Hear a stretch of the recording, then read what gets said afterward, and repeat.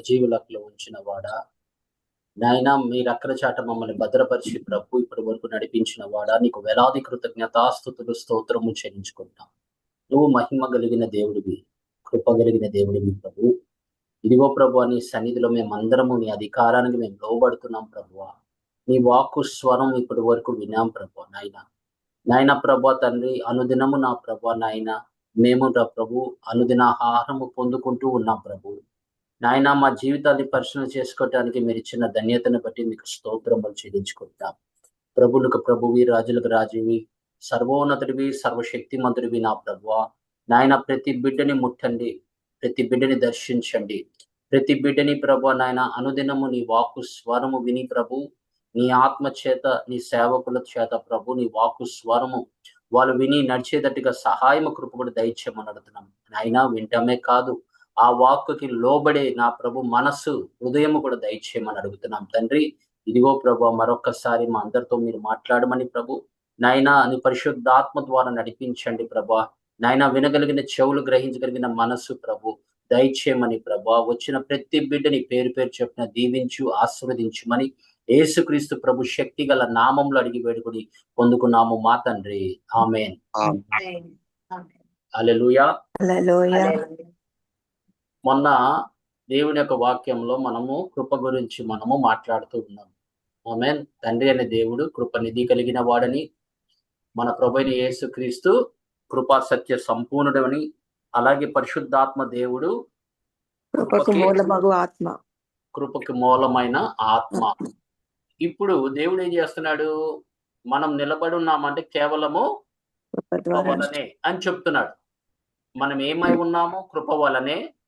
మనము మారు మనసు పొందటము కృప వలనే. మనం రక్షింపబడుతున్నాము కృప వలనే. ఆ కృప నిరంతరము మన జీవితంలో ఏం చేస్తుంది? నిరంతరము నిలిచి ఉంటుంది. అనేక విషయాలకి దేవుడు మనకి ఏం చేశాడంటే కృపనిచ్చాడు. ప్రతి వాటిని జయించడానికి ఒక కృపనిచ్చాడు. అందుకే కృప ఎంబడి కృప, కృప ఎంబడి కృప ఇస్తున్నాడు. ఒకటి జయించిన తర్వాత మళ్ళీ మనము వేరే ఒక యుద్ధాల్లో కానీ, వేరే ఒక పోరాటాల్లో పోరాడుతున్నప్పుడు దానికి ఒక కృప ఉంది. అందుకే కృప ఎంబడి కృప, కృప ఎంబడి కృప అంటే ప్రతి స్టేజ్కి, నీ క్రిస్టియానిటీలో ప్రతి స్టేజ్ ఉంటుంది. ఎదిగే కొద్దీ మనం ఏమవుతున్నాము? కృపలో మనము నిలిచి ఉంటున్నాము. అందుకే మనము ధర్మశాస్త్రం కింద లేము, కృప కాలంలో మనము ఉన్నామని బైబిల్ మరొక్కసారి మనకి జ్ఞాపకానికి తీసుకొస్తున్నాడు. ఆమేన్. హల్లెలూయా. ఎందుకంటే చాలా మంది వాళ్ళు సొంత ఆలోచనలతో, సొంత బలముతో చేస్తూ ఉంటారు. దేవుడు కృప మీద ఆధారపడే వాళ్ళు ఉన్నారు, కృప ఆధారపడకుండా ఉన్నవారు కూడా ఉన్నారు. వాళ్ళు సొంతంగా చేసుకుంటున్నారు వాళ్ళ పని. కానీ దానికి దేవుడు నీ దయ, నీ కృప నాకు కావాలి అని అడిగే వాళ్ళు ఉన్నారు. ఇంకా దాని గురించి ఆలోచించకుండా వాళ్ళ పనులు వాళ్ళు చేసుకునే వారు ఉన్నారు. కానీ దేవుని సంగమా, కృప వలనే నువ్వు జయించగలవు. ఎందుకంటే బైబిల్ ఏం చెప్తుందంటే, ఎఫెసీయులకు రాసిన పత్రిక 4వ అధ్యాయం 7వ వచనము, ఈ కృప అందరికి ఇచ్చాడు. అయితే మనలో ప్రతి వానికిని క్రీస్తు అనుగ్రహించు వరము యొక్క పరిమాణము చొప్పున కృప ఇయ్యబడెను. ఆమేన్. క్రీస్తు అనుగ్రహించిన వరము యొక్క పరిమాణము చొప్పున ఆయన మనకి కృప ఇచ్చి ఉన్నాడు. Every believer receives grace. మనం దేవుడి యొక్క పిలుపు నెరవేర్చాలన్న కృప కావాలి. ఆ పిలుపే దేవుడి కృప. అసలు మనం పిలవడం ఏంటి? ఒక పాపిని పిలిచి పరిశుద్ధపరిచి ఇదిగో నా సువార్త ప్రకటించటమే కృప. ఆయన దయగలిగిన దేవుడు కాబట్టి కృప ఎంబడి కృప ఇస్తున్నాడు. ఆమేన్. హల్లెలూయా. ఈ కృపని ఏం చేస్తున్నాడు? అనుదినము మన జీవితాల్లో అది ఇంకా పెరుగుతూ ఉంటది. అనుదినము పెరుగుతూ ఉంటది. అందుకే ఈ కృపలో నిలిచిన వారు జయిస్తారు అని చెప్తున్నాడు. గ్రేస్ ఎనేబుల్స్ మినిస్ట్రీ అంటే ఎఫెసీయులకు రాసిన పత్రిక 3వ అధ్యాయము 7, 8 వచనాలు మీరు చదివినట్లయితే, దేవుడు కార్యయోగ శక్తిని బట్టి నాకు అనుగ్రహించిన కృపావరము చొప్పున నేను ఆ సువార్తకు పరిచారకుడనైతిని. దేవుడు ఇప్పుడు ఎవరి వలన ఆయన కృప సువార్త ప్రకటిస్తున్నాడు? కేవలము దేవుడు ఇచ్చిన కృపావరము వలన. అది ఎవరిచ్చింది కాదు, మనుషులు ఇచ్చింది కాదు. మనుషులు చేతులేసి ప్రార్థన చేసింది కాదు అది. దేవుడు డైరెక్ట్ గా మనకేం చేశాడంటే పిలువబడిన వారిని ఆయన ఏం చేశాడు? కృపనిచ్చి ఇప్పుడు వెళ్ళి సువార్త ప్రకటించమని చదవమ్మా. దేవుడు మన ప్రభువైన క్రీస్తు యేసునందు నిత్య సంకల్పము చొప్పున పరలోకములో ప్రధానులకును అధికారులకును సంఘము ద్వారా తన యొక్క నానా విధమైన జ్ఞానము ఇప్పుడు తెలియబడవాలని ఉద్దేశించి శోధింప సఖ్యము కాని క్రీస్తు ఐశ్వర్యమును అన్యజనులలో ప్రకటించుటకును సమస్తమును సృష్టించిన దేవుని యందు పూర్వకాలము నుండి మరుగోయున్న ఆ మర్మమును గురించి ఏర్పాటు ఎట్టుదో అందరికిని తేటపరచుటకును పరిశుద్ధులందరిలో అత్యల్పుడునైన నాకు ఈ కృప అనుగ్రహించెను. ఆమేన్. ఏ కృప? దేవుని యొక్క వాక్యాన్ని ప్రకటించడానికి, లేకపోతే ఆయన పరిచర్య చేయడానికి గాని, లేకపోతే ఆయన యొక్క సువార్త ప్రకటించడానికి దేవుడు ఆయనకి అనుగ్రహించిన కృప గురించి ఆయన మాట్లాడుతున్నాడు. ఆమేన్. ఇది మనుషులు ఇచ్చింది కాదు, దేవుడు ఇచ్చిందని చెప్తున్నాడు. మీరు ఏమై ఉన్నారో అది కేవలం దేవుని కృప అని మనకి బైబిల్ తెలియపరచబడుతుంది. అలాగే మీరు పొందిన ప్రతి కృప వరము కూడా దేవుడి ఇచ్చిందే, మనుషులు ఇచ్చింది కాదు, దేవుడిచ్చిందే మీకు. ఈ కృప మనము ఆ కృపని మనము అత్యధికంగా మనం వాడుకోవాలి. అందుకే ఈ కృప ద్వారానే మాకు ధైర్యం అని చెప్తుంది బైబిల్. మీరు దేవుడి దగ్గర సన్నిధిలోకి వెళ్తున్నారంటే అది కృప దేవుడి యొక్క కృపనేమ్మా. దేవుడి సన్నిధిలో మీరు నిలబడ్డారంటే, దేవుడి యొక్క సింహాసనం ఎదుట వెళ్తున్నారంటే కేవలం ఆయన రక్తం ద్వారా, ఆయన కృప ద్వారానే మీరు జయిస్తున్నారు. కృప ద్వారానే మీరు సమస్తము మీ ప్రార్థన ఆలకించబడుతుంది. కృప వల్లనే దేవుడు అద్భుత కార్యాలు చేస్తున్నాడు. ఎందుకంటే దేవుడు కృప నిరంతరము ఏంటంటే మనకి యోగ్యత లేనిది కూడా దేవుడు తన కృప ద్వారా మనకి కలిగిస్తున్నాడు, లభిస్తుంది మనకి. అందుకే దేవుడు కృప మీద ఆధారపడే వాళ్ళు ఎప్పుడూ ఓటమి ఉండదు. దేవుని సంగమా, దేవుడు కృప మీద ఆధారపడేవారు సమస్తముని జయించగలరు. ఈ కృప ఏంటంటే అనుదినము మన జీవితాల్లో, మన ఆత్మ జీవితాల్లో ఎదగటానికి ఆ కృప పనిచేస్తుంది. ఆమేన్, హల్లెలూయా. హెబ్రీయులకు రాసిన పత్రిక 12వ అధ్యాయము 28వ వచనంలో, అందువలన మనము నిశ్చలమైన రాజ్యమును పొంది దైవ కృప కలిగి ఉందుము. ఆ కృప కలిగి వినయ భయభక్తులతో దేవునికి ప్రీతికరమైన సేవ చేయుదుము.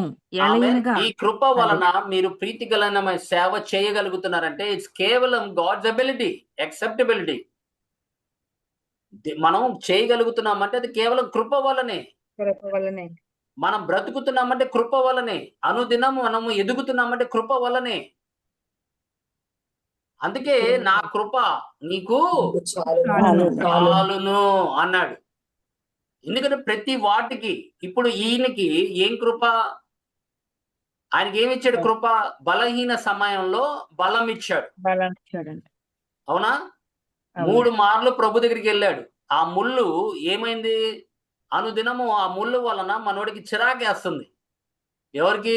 పౌలు గారికి. ఆ ముళ్ళు ఏంటో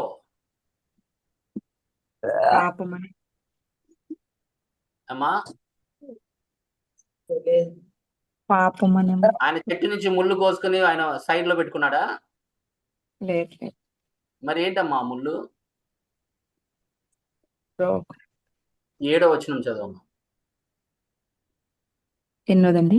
12వ అధ్యాయము 2 కొరింథీయులకు రాసిన పత్రిక 12వ అధ్యాయము 7-9 వరకు. నాకు కలిగిన ప్రత్యక్షతలు బహు విశేషముగా ఉన్నందున నేను అత్యధికముగా హెచ్చిపోకుండా నిమిత్తము నాకు శరీరములో ఒక ముళ్ళు. నేను అత్యధికంగా హెచ్చిపోకుండా నిమిత్తము నన్ను నలగొట్టుటకు సాతాను యొక్క దూతగా ఉంచబడెను. చూసారా? సాతాను యొక్క దూత ఆయన్ని అనుదినము శోధిస్తుంది. ఎందుకంటే దేవుని సంగమా అతన్ని తగ్గించుకోవటానికి.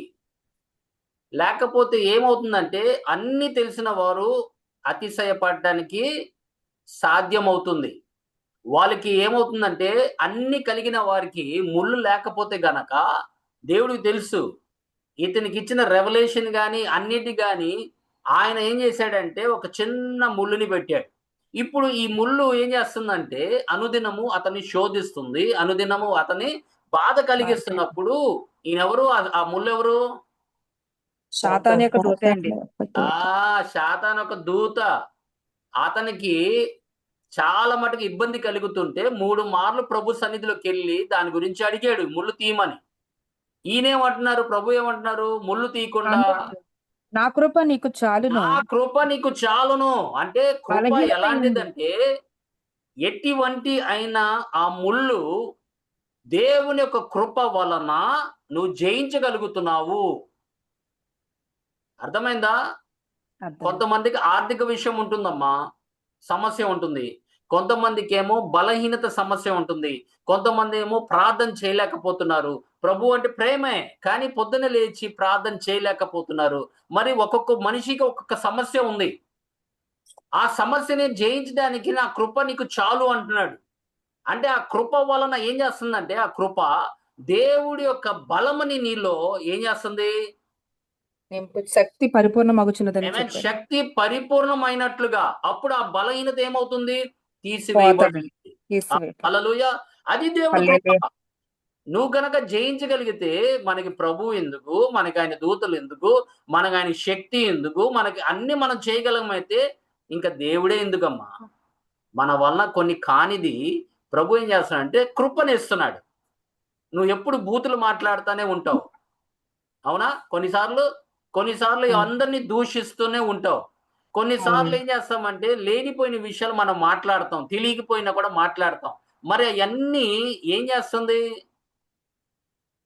ఏం చేస్తుందమ్మా, మనం దేవుడికి దూరస్తులుగా మనం వెళ్ళిపోతున్నాము. దేవుడు అది వెళ్ళాడు. నువ్వు ప్రతిసారి నీ నోటి ద్వారా ఎవరో ఒకరిని దూషించడం కానీ, మాట్లాడటం కానీ, చిచ్చులు పెడతాం కానీ, ఇలాంటి నీలో అలాంటి నాలుక ఉండినాడలా, లేకపోతే నీ బలహీన సమయం, నీ బలహీనత, అనేక బలహీనలు ఉన్నారు అందరికీ. కానీ ఆ బలహీన సమయంలో దేవుణ్ణి కృపను అడగాలి. ప్రభు ఇది జయించాలి, నేను కూడా జయించాలి, నాకు శక్తి కావాలి, నా నోరు మూయించే కృప నాకు కావాలి. ఆమేన్. హల్లెలూయా. నేను ఏం మాట్లాడాలో అట్టి కృప నాకు దయచేయండి. అర్థమైందమ్మా? లేకపోతే అర్థమైంది. దానికి కూడా కృప ఉంది. ప్రతి వాటికి దేవుడు కృప అనేది మనకి అనుగ్రహించాడు. ఉంది. ఆమేన్. అందుకే కృప వలన మన హృదయాలు కూడా బలపరచబడుతుంది. హల్లెలూయా. The heart is established with grace. Grace gives you spiritual stability. మనం స్ట్రాంగ్ గా ఉండాలంటే, ఆత్మీయ జీవితంలో బలవంతులుగా ఉండాలంటే కృప కావాలి. 13వ అధ్యాయము 9వ వచనం చూడమ్మా, హెబ్రీయులకు రాసిన పత్రిక 13, 9. 19. నానా విధములైన అన్య బోధల చేత త్రిప్పబడకుడి, భోజన పదార్థములను బట్టి కాక కృపను బట్టియే హృదయమును స్థిరపరచుకుంటే మంచిది. ఆమేన్. భోజనమును బట్టి, భోజనముతో కాక మన హృదయాలు ఎలా కృపను బట్టి, స్థిరపరచబడాలి? కృపను బట్టియే కృపను హృదయమును బట్టే. సిద్ధపరచుకుంటే. అందుకే ప్రతి వాటికి కృపనిచ్చాడమ్మా. నీ జీవిత కాలం అంతా కృప, క్షేమము నిన్ను వెంట ఆడుతానే ఉంటుంది. హల్లెలూయా. హల్లెలూయా. నీ దినములంతా కృపాక్షేమములే నా వెంట వెంట ఆడుతానే ఉంటది. ఎందుకంటే ఈ పోరాటంలో ప్రతి వాటికి దేవుడు కృప అనేది అనుగ్రహించాడు. అందుకే మన కృప మీద ఆధారపడాలి, దేవుని యొక్క కృప మీద ఆధారపడాలి. నీ సొంత బలముతో కాదు. ఏదైనా మానేయాలన్నా, ఏదైనా విసర్జించాలన్నా అది దేవుడి కృప వలనే. మన వీక్నెస్ ని మన బలంతో అవ్వదు. అది కేవలం దేవుని యొక్క ఆత్మ అనుగ్రహించే కృప. ఎందుకంటే కృపకు మూలమైన ఆత్మ ఏం చేస్తున్నాడంటే ప్రతి వాటికి కృప ఇచ్చి నిన్ను జయించే విధానం నేర్పిస్తున్నాడు. సమస్తముని మనం జయించాలి. ఈ లోకం ఏంటి, శరీరం ఏంటి, అపవాది ఏంటి, ఇవన్నీ జయించాలంటే ఎక్కడి నుంచి వస్తుందమ్మా మనకి బలము? దేవుని కృపను, పరిశుద్ధాత్మ దేవుడు వలన మనకు కృప అనుగ్రహించబడుతుంది. ఆమేన్. ఆయన కృపని కార్యసిద్ధి చేయవాడు ఆయనే. నీకు ప్రతి వాటికి కృప ఇచ్చి బలపరుస్తున్నాడు, స్థిరపరుస్తున్నాడు. అందుకే ఈ కృప వలన ఏమవుతుందంటే మనము ఎంతో ఆనందం కలిగి మనకి దేవుడితో మనము సహవాసము చేయగలుగుతున్నాము. నీవు ప్రతి వాటిలో జయిస్తుంటే ఆనందం కలుగుతుంది. ఆనందం కలిగే కొద్దీ మనం ఏం చేస్తున్నాము, దేవుని ఇంకా ఆయన స్తుతించాలని, ఇంకా ఆరాధించాలి, ఇంకా ఆయన వాక్యంలో మనం నడవాలి, ఇంకా మనం లోబడాలని మనము ఏం చేస్తామంటే మనము అలా విధంగా జీవించాలని మనం నేర్చుకోగలము. Amen. Hallelujah. Only through grace worship overflows. Amen. Worship అనేది గ్రేస్ ద్వారానే. ఎందుకంటే నువ్వు పొందుకునే కొద్ది ఇంకా ఆయన మహిమ పరచాలి, నువ్వు పొందుకునే కొద్ది ఇంకా ఆయన గణపరచాలని నీకు ఆశ ఉంటుంది. దేవుడు సన్నిధిలో గడపాలని నీకు ఎంతో ఆశ ఉంటుంది. ఆయన గురించి కీర్తించాలన్నా, ఆయన గురించి మహిమపరచాలన్నా, ఆయన గురించి ఆరాధించాలన్నా కృపయే మూలం. ఏమేన్. ఇంకా ప్రేమలో పడతావమ్మా దేవుడితో. అనుదినం మన ప్రేమలో పడుతూ ఉండాలి దేవుడితో. You must fall in love with him. You must fall in love with the word. దేవుని యొక్క వాక్యము మనము ప్రేమించాలి. ఏదో చదవటం కాదు. నా కొరకు అది ఏం సిద్ధపరిచాడు అనేది మనం వెతకాలి. అప్పుడు దేవుడు నీతో మాట్లాడతాడు. నానా విధాలుగా మాట్లాడే దేవుడు కాబట్టి ఇది ఒక విధానం. అందుకే దేవుని సంగమా, కృప సమాధానము విస్తరించును గాక అని పేతురు చెప్తున్నాడు. Amen. You must increase in grace. You must increase in peace. Grace and peace be multiplied to you అని మన పేతురు చెప్తున్నాడు. పౌలు గారు కూడా తన లేఖనములో ఎప్పుడు కృప గురించే మాట్లాడుతూ ఉన్నాడు తల్లి. ఎప్పుడు కృప గురించే మాట్లాడుతున్నాడు. ఎప్పుడు దేవుడి యొక్క సమాధానము మీకు కలుగును గాక అని ప్రకటించేవాడు. ఏమన్. కృపయు సమాధానము విస్తరించును గాక అని ఒక బ్లెస్సింగ్ ఇచ్చాడు. ఆ విధంగా మనం కూడా బ్లెస్ చేయాలి మనుషుల్ని, మన సొంత మాటలతో కాదు. ఎప్పుడైనా దీవించేటప్పుడు వాక్య ప్రకారంగా మనం దీవిస్తున్నామా లేదా అని ఒకసారి గ్రహించుకోండి. దేవుని కృప ఎలాంటిదంటే, ఒక్కసారి యాకోబు గ్రంథం 4వ అధ్యాయం 6వ వచనం చూడాలి. కాదు కాని ఆయన ఎక్కువ కృపనిచ్చును, అందుచేత దేవుడు అహంకారులను ఎదిరించి దీనులకు కృప అనుగ్రహించును అని లేఖనము చెప్పుచున్నది. ఆమేన్. ఎవరికి ఇస్తాడు ఈ కృప? దీనులకు ఇస్తాడంటే, దీనులకి ఇస్తున్నాడు. ఆమేన్. నువ్వు ప్రతిసారి ఆయన మాటకు లోబడుతున్నప్పుడు, అమ్మా మీ భర్తలతో జాగ్రత్త, మీ భర్తల్ని ప్రేమించండి, అయ్యా మీ భార్యల్ని ప్రేమించండి, మీ భార్యలకి లోబడండి, మీ భర్తల్ని అమ్మా లోబడండి అని చెప్తున్నాడు అనుకో ఒక మాట. మీరు ఆ మాటకి లోబడే కొద్దీ ఏమవుతుందంటే మీరు దేవుని యొక్క కృప ఏమన్ మీరు పొందుకుంటున్నారు. దేవుడు ఏం చేస్తున్నాడంటే నీకు అప్పుడు కృపనిస్తున్నాడు. ఎవరికి ఇస్తాడు? దీనులకి. దీనులు అంటే లోబడేవారు, ఆయన వాక్యానికి, ఆయన స్వరానికి, ఆయన చెప్పిన మాటకు లోబడే వారికి ఇంకా కృపని ఇస్తున్నానని చెప్తున్నాడు. ఆమేన్. హల్లెలూయా. God provides greater grace. Amen. ఆ ఛాలెంజ్ ఏదైనా ఉండొచ్చమ్మా, మనం మటుకు తగ్గించుకోవాలి. ఆయన హెచ్చించబడాలి. ఆయన హెచ్చించబడాలంటే నువ్వు ఆయన మాటకు లోబడాలి. నీ జీవితంలో ఆయన హెచ్చించబడాలంటే ఆయన మాటకు లోబడాలి నువ్వు. అప్పుడే నువ్వు దేవుని హెచ్చించినట్లు. లేకపోతే ఏమవుతుందంటే మన ప్రకారంగా మనం జీవించుకుంటూ వెళ్తే మటుకు ఆయనని విసర్జించినట్టే, ఆయన మాటని కూడా మనం విసర్జించినట్టే.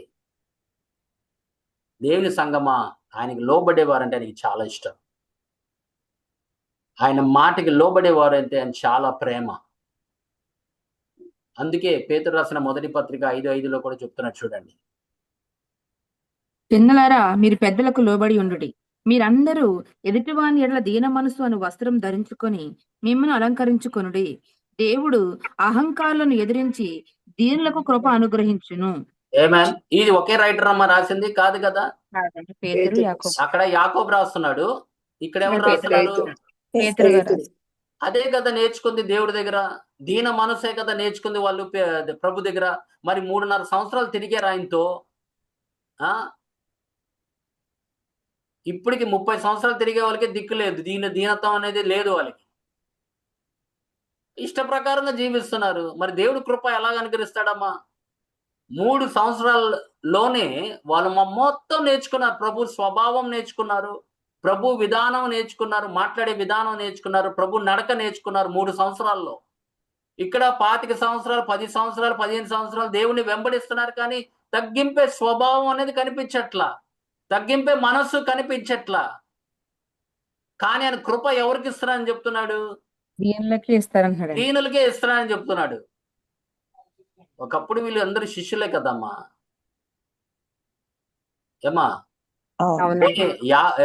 యాకోబు రాసిన యాకోబు. పత్రిక యాకోబు చెప్తున్నాడు, పౌలు గారు చెప్తున్నారు కృప గురించి, ఇక్కడ పేతురు చెప్తున్నాడు కృప గురించి. ఏం చెప్తున్నాడు? దీనులకి కృప ఇస్తానంటున్నాడు. నువ్వు ఎంత తగ్గిస్తే నీకు అంత కృప నీకు లభిస్తుందని చెప్తున్నాడు. ఆమేన్. ఆమేన్. అందుకే ఆయన 10వ వచనం చూడమ్మా. అదే 5వ అధ్యాయము 10వ వచనం.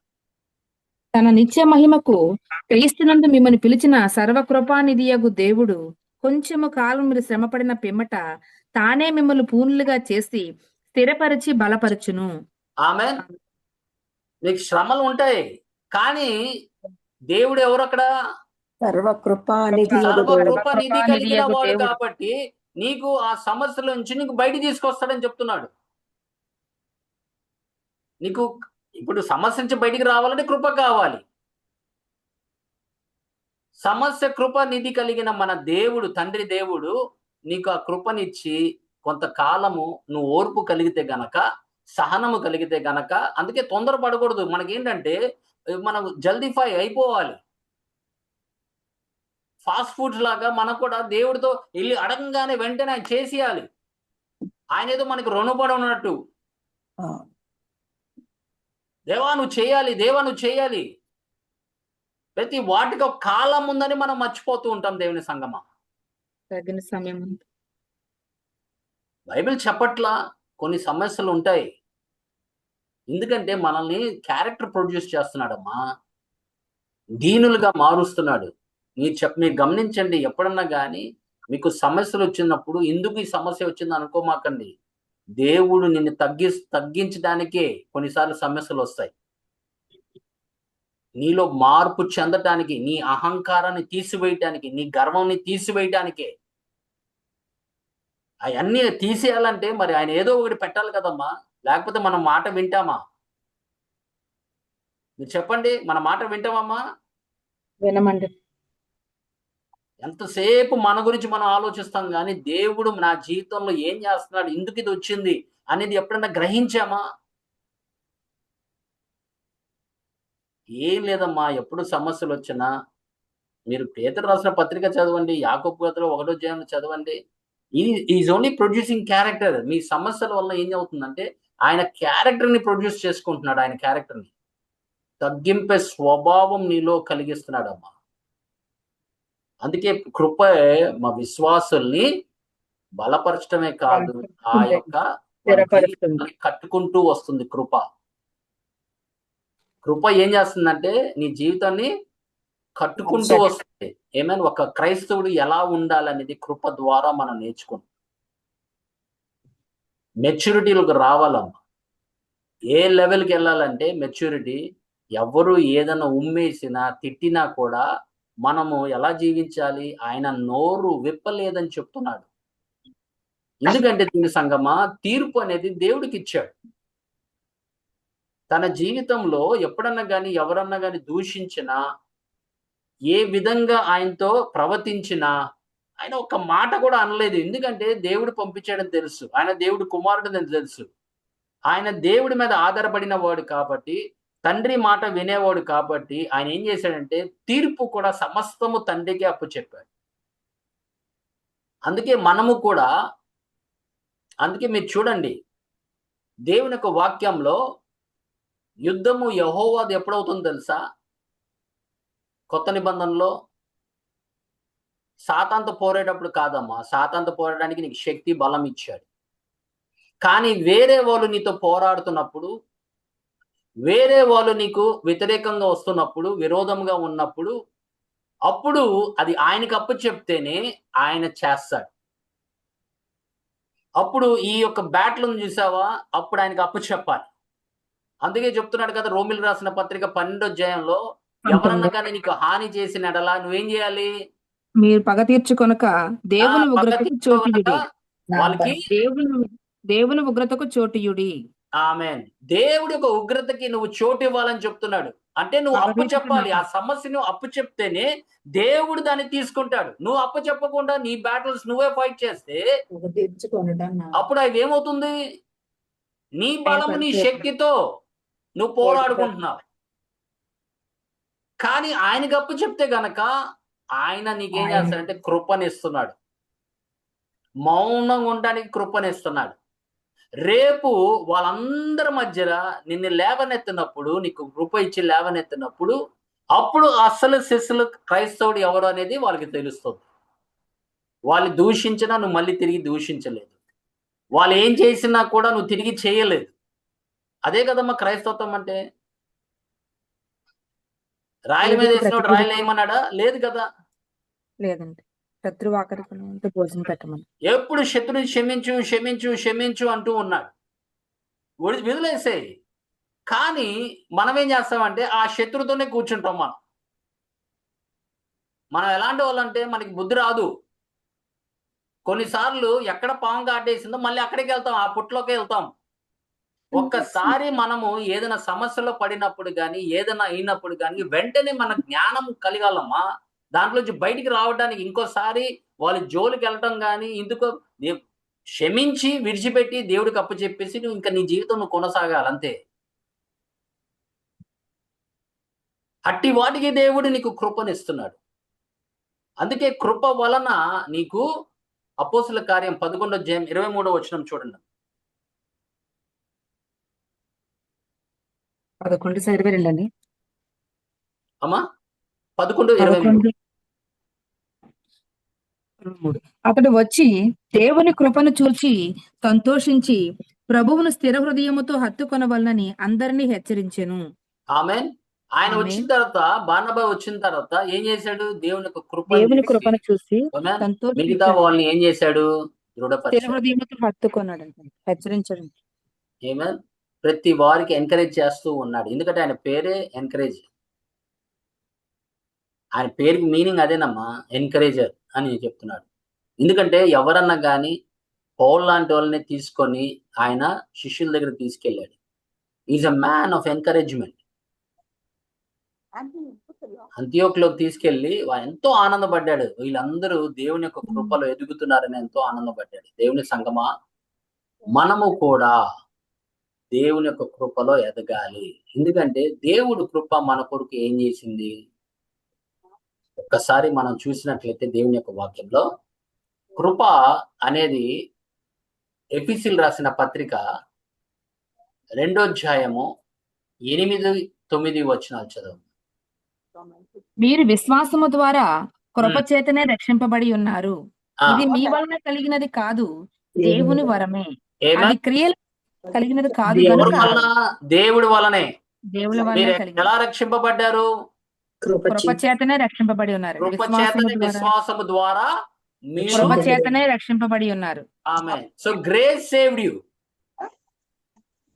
మనిషిలా కాదండి, దేవుని కాదు. మనిషి నీకు సువార్త ప్రకటించాడు, ఆయన పని ఆయన చేశాడు, విత్తనం వేశాడు. ఇంకొకరు వచ్చి ఏం చేశారు? నీరు పోసారు. నీటి పోసారండి. కానీ అభివృద్ధి చెంది ఎవరు? వృద్ధి చేయవాడు దేవుడే. ఏమేన్, దేవుడిదే అని చెప్తున్నాడు. ఎందుకంటే మహిమ, ఘనత, ప్రభావం ఆయనకే చెందాలి. ఈ పరిచర్య ఆయనది. మనం పనివారం అంతే. పనివారికి జీతం ఉంటుంది. నేను వచ్చినప్పుడు నా జీతం నా ఎదుట ఉందని చెప్తున్నాడు. ఇప్పుడు కృప వలన మనము రక్షింపబడ్డామని చెప్తున్నాడు. రెండోదిగా కృప వలన మనం ఏం పొందుకున్నామంటే, రోమీయులకు రాసిన పత్రిక 3:24 కృప వలన మీరు దేవుడికి నీతిమంతులుగా తీర్చబడ్డారని చెప్తున్నాడు. కాబట్టి నమ్మువారు ఆయన కృప చేతనే క్రీస్తు యేసు నందలి విమోచనము ద్వారా ఉచితముగా నీతిమంతులను తీర్చబడుచున్నారు. ఆమేన్. Being justified freely by grace. ఉచితంగానే నీతిమంతులుగా తీర్చబడుతున్నారు. ఒకప్పుడు నువ్వు పాపివి. కృప ఏం చేస్తుందంటే రక్తంతో కడిగి నేను పరిశుద్ధపరిచి, కృప నిన్ను ఇప్పుడు ఏం చేసిందంటే నీతిమంతులుగా తీర్చేసింది. హల్లెలూయా. ఎవరన్నా కానీ నువ్వు పాపి అంటే నువ్వు ఒప్పుకోకూడదు. మన పాపం చేస్తామంటే చేస్తాము. నీ గతం గురించి మాట్లాడతారు. దేవుని సంగమ గుర్తుపెట్టుకో, నీ గతం గురించి మాట్లాడేవాడు ఎవడంటే అపవాదే. నీ గతాన్ని ఆయన తీసుకొచ్చి నీ ముందు పెడతాడు. కానీ నీ పని ఏంటి? కృపనని నీతిమంతులుగా తీర్చబడ్డాడు కృప చేతన అని మనం పలకాలి మన నోటి ద్వారా. యేసు రక్తము ద్వారా మనం నీతిమంతులుగా తీర్చబడ్డామని చెప్తుంది బైబిల్. ఇప్పుడు కృప వలనే నువ్వు నీతిమంతుడుగా తీర్చబడ్డావు. మొదటేమో కృప వలనే నువ్వు రక్షింపబడ్డావు. రెండోది కృప వలనే నువ్వు నీతిమంతుడుగా తీర్చబడ్డావు. That means you have not sinned in your life. అసలు పాపమే చేయనట్టుగా దేవుడు ఏం చేశాడంటే నీ యొక్క ఆయన రక్తంతో కడిగేసి కృప వలన నీకు నీతిమంతుడిగా తీర్చాడని చెప్తున్నాడు. ఆమేన్, హల్లెలూయా. ఎవరన్నా గాని నువ్వు పాపివి, ఇదివరకు ఇలా చేసేదానివి, ఇలా చేసేవాడివి అని చెప్తే నేను ఆడు చనిపోయాడు అని చెప్పాలి. వాడెప్పుడో మా క్రీస్తులోనే చనిపోయాడని చెప్పాలి. God dead in Christ. Now we live in the newness of life. Amen. దేవుడు అనుగ్రహించిన ఆ యొక్క జీవంలో మేము ఇప్పుడు నడుస్తున్నాము అని మీరు ప్రకటించాలి. ఎందుకంటే సాతాను ఎప్పుడు కృంగదీస్తాడంటే నీ గతం గురించి మాట్లాడుతూ ఉంటాడు. ఎక్కువ మీరు గమనించండి, నీ గతం గురించే మాట్లాడు, నీ గతాన్ని తోవటానికి ప్రయత్నం చేస్తాడు. నువ్వు ఇదివరకు ఎలాంటి దానివో ఎలాంటి వాడివో మొత్తం ఏం చేస్తాడంటే మనుషుల ద్వారా దాని గతాన్ని తవ్వటానికే ప్రయత్నం చేస్తాడు దేవుని సంగమా. అందుకే మనము కూడా వాడికి గుర్తు చేయాలి. నీ గతం గురించి వాడు గుర్తు చేయాలంటే నువ్వేం చేయాలి? వాడి భవిష్యత్తు గురించి నువ్వు ఆయనకి తెలియపరచాలి. ఆమేన్. ప్రకటన గ్రంథంలో ఏం రాయబడింది?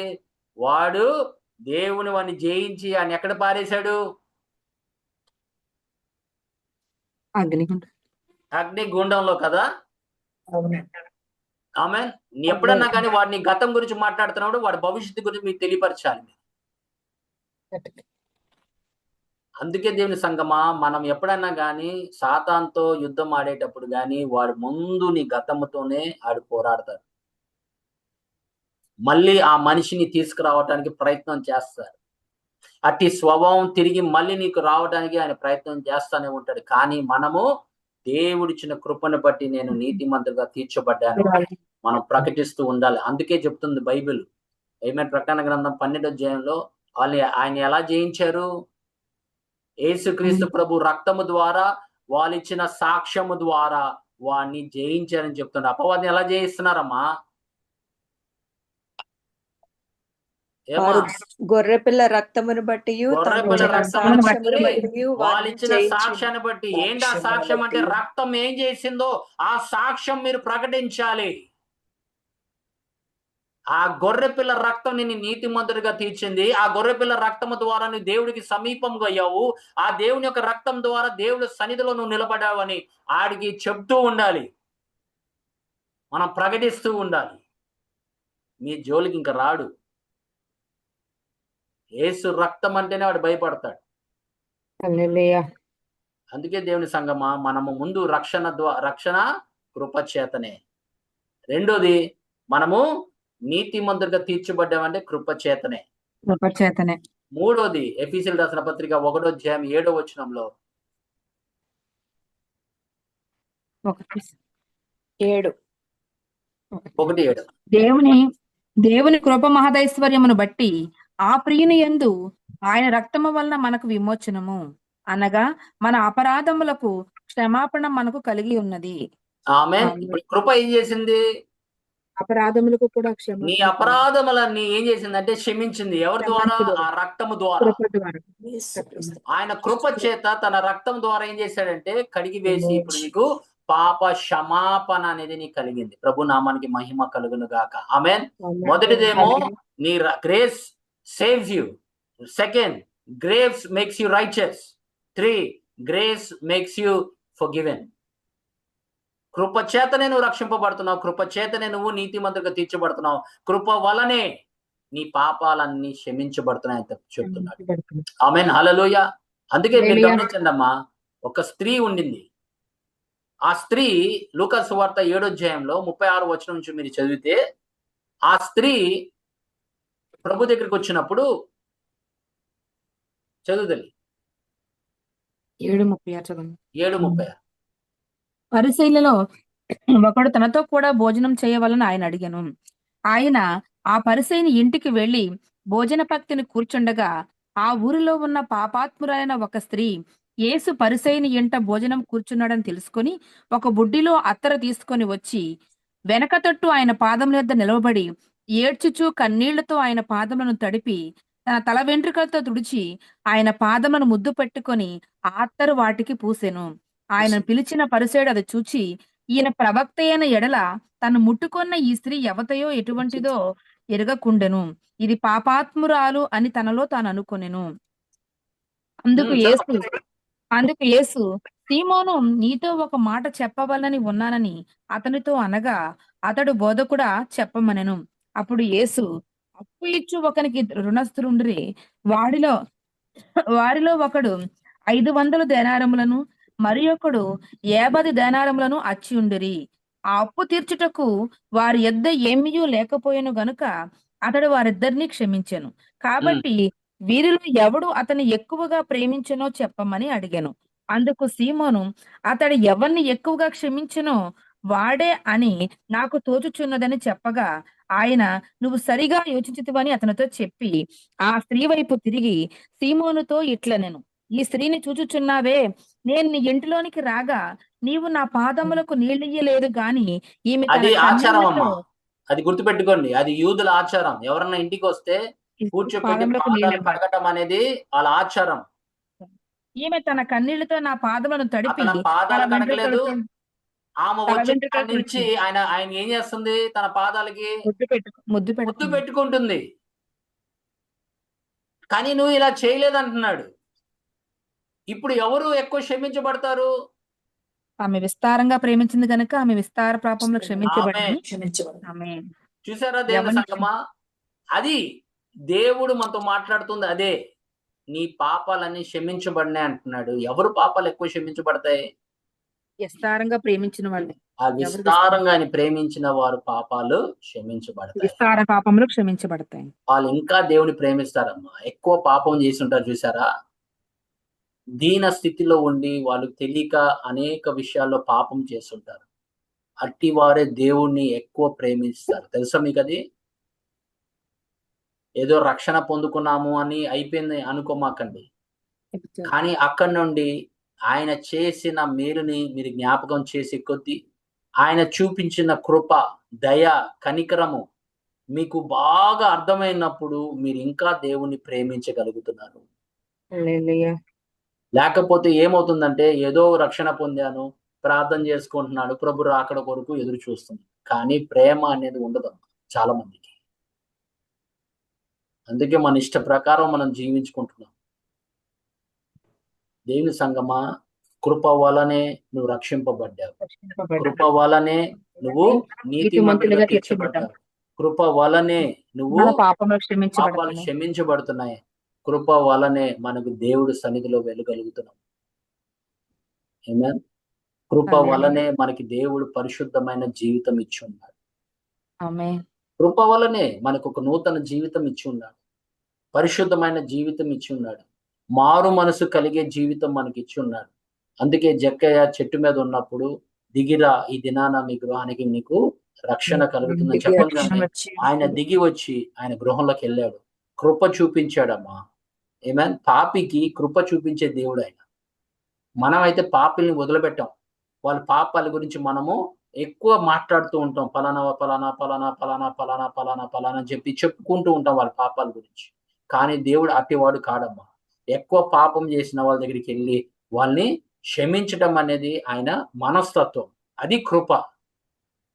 అందుకే ఈ దినాన నీ గృహానికి రక్షణ కలిగిందనగానే పరిగెత్తుకొని ఆయన తన గృహంలోకి చేర్చుకున్నాడు. చేర్చుకొని అప్పుడు ఆయన దేవుడు ఆయన మాటలను బట్టి ఆయనకి మారు మనసు కలిగింది. అది కృప వల్ల కాదమ్మా. ఆయన జీవితం మారిందంటే, ఒక నూతన జీవితం ఈ దేవుడు ఇచ్చాడంటే ఒక పాపి కాదు. ఇప్పుడు చెప్పండి, కృప ఎలా రక్షిస్తుంది? ఎట్టి వారినమ్మా మనము తీసి పడేయడానికి లేదు. ఎవరిని తీసి పడేయడానికి లేదు. దేవుడు ఎవరిని కనికరించగలడో మనం బైబిల్లో చూస్తూ ఉంటాం. People are saved. ఎంత పాపి అయినా కూడా, పాపాలు చేసినా కూడా దేవుడు కృప నిరంతరము ఏ పాపి దగ్గరికైనా వెళ్ళి వాళ్ళ జీవితాన్ని మార్చగలదు. అందుకే కృప కూడా పౌలు గారికి దేవుడు ఇచ్చిన కృప ఆయన బలము. అది జయించడానికి కూడా కృప అనుగ్రహిస్తుంది. ఆమేన్. హల్లెలూయా. కృప వలన రక్షింపబడుతున్నావు, కృప వలన నీతిమంతుగా తీర్చబడుతున్నావు, కృప వలన నువ్వు క్షమించబడుతున్నావు, కృప వలన నువ్వు నిలబడగలుగుతున్నావు. ఆమేన్. నువ్వు కృప ద్వారానే మారు మనసు కలుగుతుంది నీకు. అలాగే కృప ద్వారానే నువ్వు సమస్తం బలహీనల్ని నువ్వు జయించగలుగుతున్నావు. నీవున్న బలహీనతలన్నీ కృప వలనే జయించగలుగుతున్నావు. అందుకే మన ప్రభువైన యేసుక్రీస్తు, నా కృప నీకు చాలు, ఎందుకు అలా బాధపడుతున్నావు, నా కృప ఉందిగా నీతో అని చెప్పాడు.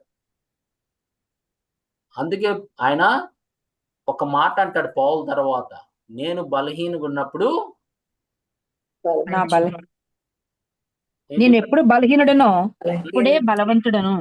ఆమె నేను ఎప్పుడు బలహీనో నేను అప్పుడు బలవంతుడని చెప్తున్నాడు. దేనికి? దేవుడు ఇచ్చిన కృపను బట్టి. ఆయన జయించగలడని దేవుడు ఆయనకి తెలియపరిచిన తర్వాత ఆ మాట అంటున్నాడమ్మా. ఆమేన్. కృప మనకి ఆదుకునే సమయంలో మనకి కృప సహాయం చేస్తుంది. Grace helps us in the time of need. హెబ్రీయులకు రాసిన పత్రిక 4వ అధ్యాయము 16వ వచనం ఒకసారి చూద్దాం. గనుక మనము కనికరింపబడి సమయోచితమైన సహాయము కొరకు కృప పొందునట్లు ధైర్యముతో కృపాసనం యొద్దకు చేరుదము. ఆమేన్. మీరు ఎక్కడ చేర్చుకుంటున్నారు? దేవుడి దగ్గరికి. కృపాసనం యొద్దకు. సింహాసనం దగ్గరికి వెళ్ళినప్పుడు ఏం పొందుకుంటున్నారు? కృప పొందునట్లు ధైర్యముతో. కృప కనికరము మీరు పొందుకుంటున్నారు. ఎక్కడ దొరుకుతుందంటే కృపా సింహాసనం ముందుకు మీరు వెళ్ళినప్పుడు. ఆ అధికారం నీకు ఎవరిచ్చారు? యేసుక్రీస్తు రక్తము. యేసుక్రీస్తు ప్రభు ఏం చేశాడంటే ఆ కృప నీకు ఇచ్చాడమ్మా, తండ్రి ముందు నిలబడడానికి. ఆ సింహాసనం నీకు ఎప్పుడన్నా గాని, నీకెప్పుడన్నా సమయంలో ఎప్పుడన్నా ఏదైనా కావాలన్నా వెళ్ళి తండ్రిని అడిగే ఆ యోగ్యత నీకు నాకు ఇచ్చాడు. అందుకే ధైర్యంగా రమ్మంటాడు. ధైర్యంతో అంటున్నాడు. అందుకే మేము ధైర్యంతో వెళ్ళాలి. అయ్యో నేను అంత తండ్రి దగ్గర నేను వెళ్ళగలనా? అబ్బో ఆయన ముందు మనం నిలబడగలమా? నీకు ఇచ్చిన అధికారం అదే కదమ్మా. ధైర్యంతో రమ్మని చెప్తున్నాడు. అట్టి కృప నీకు ఇచ్చినప్పుడు నువ్వు ఎందుకు బాధపడుతున్నావు? God always supplies grace exactly what we need and when we need it. నీకు కావాల్సినప్పుడు సమయంలో కృప నీకు అనుగ్రహిస్తున్నాడు. అందుకే మనము ఎప్పుడు కృప మీద ఆధారపడాలి. దేవుని యొక్క కృప మీద ఆధారపడాలి. It is God's grace that we can serve. దేవుని కృపను బట్టి మనము ఆయనకు సేవ చేయగలుగుతున్నాం. అందుకే పౌలు గారు అన్నట్లా, నేను ఏమై ఉన్నానో అది కేవలము దేవుని యొక్క కృప. దేవుని యొక్క కృప. నీకు కృప వరాలు ఇస్తున్నాడు. ఏం వరాలు అయ్యి? కృప వరాలు కాదు, ఆయన హృదయం పట్టి నీకు ఇస్తున్నాడు. నీకు ఇచ్చింది నీకు సంతృప్తి లేదు.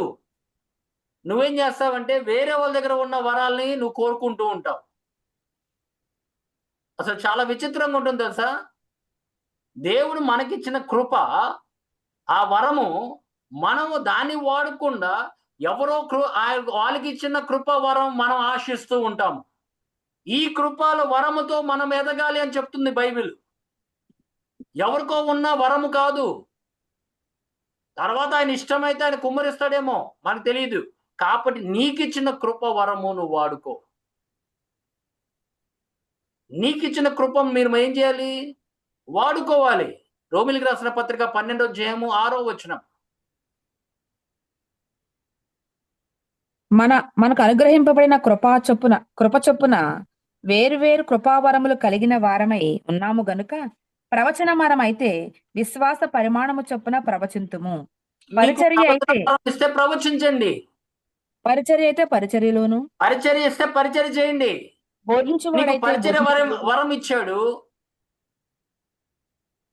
ప్రవచన వరం కావాలన్నాడు. మనకి అది ఏమవుతుంది? అబ్బే అది కాదని నాకు కావాల్సింది, నేను భాషల్లో మాట్లాడాలి, నేను ప్రవచించాలి. నీకు ఇచ్చిన దాంట్లో నువ్వు పనిచేయాలి. ఏ వరం ఎవరికి ఇచ్చాడో దానిలో పనిచేయాలి. తర్వాత ఆయన యాడ్ చేస్తాడో లేదో అనేది మనకి తెలియదు. నువ్వు వాడుకునే బట్టేనమ్మా. ఉన్న దాంతో తృప్తి ఉండాలి. నీకు ఇచ్చిన పరిచర్య ఏంటి? భాషల్లో మాట్లాడటం, లేకపోతే భాషలకు అర్థం చెప్పటం, లేకపోతే ప్రవచించటం, లేకపోతే ఎవరి మీదైనా చేయి వేసినా స్వస్థపరచటము. నీకు ఇచ్చింది నువ్వు చేసుకుంటూ వెళ్ళు. దానికి నీ కృపనిచ్చాడు. అంతే తప్ప ఎవరికో ఉన్న వరము మనం ఆశించకూడదు.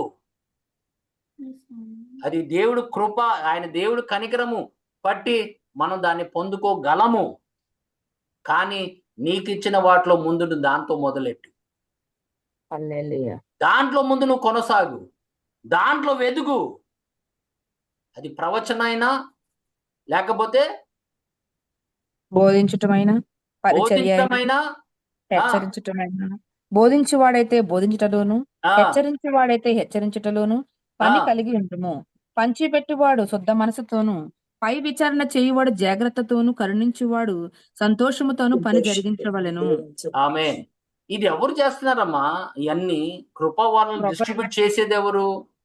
కృప అండి.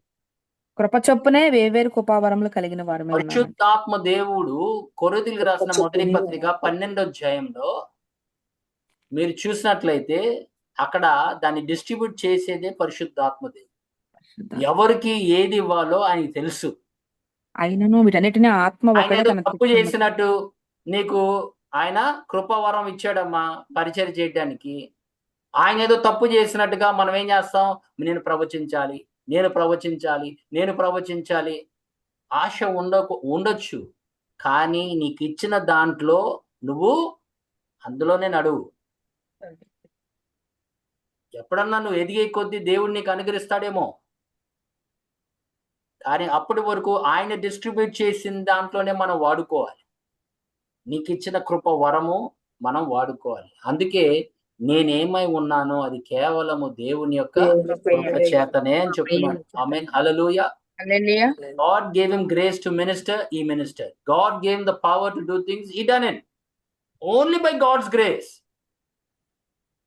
So when God gives you something, be happy. దేవుడు నీకు ఇచ్చిన వాటిలో నువ్వు సంతోషపడు. ముందు ఎవరో కొన్న ఇది మనం ఆశించకూడదు. దేవుడు మన కొరకు అది సిద్ధపరిస్తే తప్పనిసరిగా నీకు ఇస్తాడు. నీ ఆశను బట్టి నెరవేరుస్తాడు ఒక దినాన్న. కానీ ఇచ్చిన వాటిలో మీరు పనిచేయండి అని చెప్తున్నాడు. Do your ministry according to the grace that is given unto you. మనం ఏమై ఉన్నామో, ఏది అకంప్లిష్ చేస్తున్నామో, it's only by God's grace. అందుకే we should grow in the grace of God. మనం దేవుని యొక్క కృపలో ఎదగాలి. ఎదగాలమ్మా, దేవుని కృపలో ఎదగాలి. హల్లెలూయా.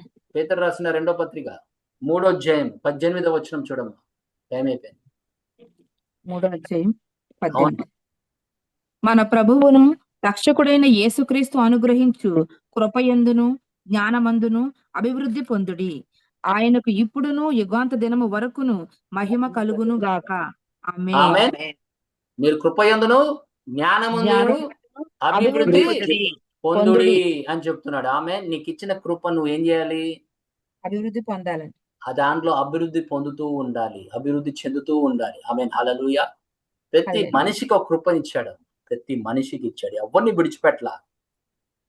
కాకపోతే కొంతమంది ఏమో వాళ్ళ కృప వరాల్ని చాలా లేటుగా గ్రహిస్తారు. కొంతమంది తొందరగానే గ్రహిస్తారు. నాకు ఈ కృప వరం ఉందో, ఆ కృపలో, ఆ కృప యందు, ఆ జ్ఞానమందు మనం అభివృద్ధి చెందుతూ చెందుతూ చెందుతూ ఎదుగుతూ ఉంటాం మనం. ఆమేన్. As you begin to use the gift of God, it becomes a part and parcel of your life. అది జీవితంలో నీ భాగ్యం అయిపోతుంది ఆ కృపావరం. హల్లెలూయా.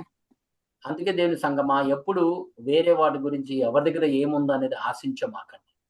దేవుడు నీకు ఇచ్చిన కృప బట్టి, లేకపోతే ఆ కృప వరాన్ని బట్టి మీరు దాంట్లో ఎదగండి. మీకు హృదయ వాంఛన ఇంకా కావాలి, నేను ఇది కూడా కావాలి ప్రభు, అది కూడా కావాలంటే అది ప్రార్థనలో పెట్టండి. దేవుడు నీ హృదయ వాంఛన తీర్చేవాడు కాబట్టి ఆయన ప్రకారంగానే జరుగుతుంది. ఏది మనిషి ప్రకారంగా జరగదు. దేవుని ఆయన కృప సంగమా, వలనే జరుగుతుంది. ఆయనకు ఒక చిత్తం ఉంది. ఆ చిత్తము సంఘానికి నెరవేర్చువాడు ఆయనే. ఆమేన్. హల్లెలూయా. ఆమేన్. అందుకే దేవుని సంగమా, కృప మనకి నిరీక్షణ కలిగిస్తుంది. పేతురు రాసిన మొదటి పత్రిక 1వ అధ్యాయము 13వ వచనం చూడమ్మా. కాబట్టి మీ మనస్సు నడుము కట్టుకొని నిబ్బరమైన బుద్ధి గలవారై యేసుక్రీస్తు ప్రత్యక్షమైనప్పుడు మీకు తేబడు కృప విషయమై సంపూర్ణ నిరీక్షణ కలిగి ఉండుడి. ఆమేన్. ఆమేన్. Grace gives us eternal hope. ఆ నిరీక్షణకి కృపే మూలం. నీలో ఉన్న ఆ నిరీక్షణ ఉంది చూసావా, అది కృపే నడిపిస్తుంది. దేవుని సంగమా, కృప లేకుండా మనం ఏమీ చేయలేము. కృప వలనే మనం రక్షింపబడుతున్నాము. కృప వలనే మనం నీతిమంతుగా తీర్చబడుతున్నాము. కృప వలనే మనము మన పాపములు క్షమించబడతాయి. పాప క్షమాపణ మనము పొందుకుంటున్నాం దేవుని సంగమా. అలాగే కృప వలనే మనం నిలిచి ఉంటున్నాము. కృప వలనే మన బలహీనతలు మనము జయించగలుగుతున్నాము. ఆమేన్. హల్లెలూయా. దేవుడు ఇచ్చిన ఆ కృప వరాలను బట్టి మనం ఏమై ఉన్నామో ఆ కృప వలనే మనము కృప వలనే మనకి నిరీక్షణ కలిగిస్తుంది. ఆమేన్. దేవుడు రాకడ గురించి మనకి కృప వలనే ఆ నిరీక్షణ కలిగిస్తున్నాడు. ఆమేన్. హల్లెలూయా. అందుకే దేవుని సంగమా, దేవుని యొక్క కృప గురించి మనం తెలుసుకోవాలంటే ఈ జీవిత కాలము సరిపోదు. కృప వలనే నువ్వు వరాల్ని పొందుకుంటున్నావు. కృప వలనే ఆత్మ ఫలము పొందుకుంటున్నావు. కృప వలనే నువ్వు సేవ చేయగలుగుతున్నావు. ఆమేన్. హల్లెలూయా. కృప వలనే నువ్వు సింహాసనం ఎదుటికి వెళ్ళి నీకు అనుకూల సమయంలో సహాయము కావాలన్నప్పుడు ఆ కృపే నీకు దేవుడు అనుగ్రహిస్తున్నాడు. ఆమేన్. హల్లెలూయా. అందుకే దేవుని సంగమా, మనం దేవుడికి ఎంతో రుణపడి ఉన్నాం. మనం ఏమై ఉన్నామో అది దేవుని కృపని బట్టి, దాన్ని బట్టి జీవిస్తే అదే చాలు. ఆమేన్. దేవుడు దాని కృప ఎంబడి కృప నీకు అనుగ్రహిస్తాడు. ఆమేన్. దేవుడి కొద్ది మాటలు మన హృదయంలో ఫలింపులకు తీసుకొచ్చును గాక. ఆమేన్. ఆమేన్. ఆమేన్. ఆమేన్.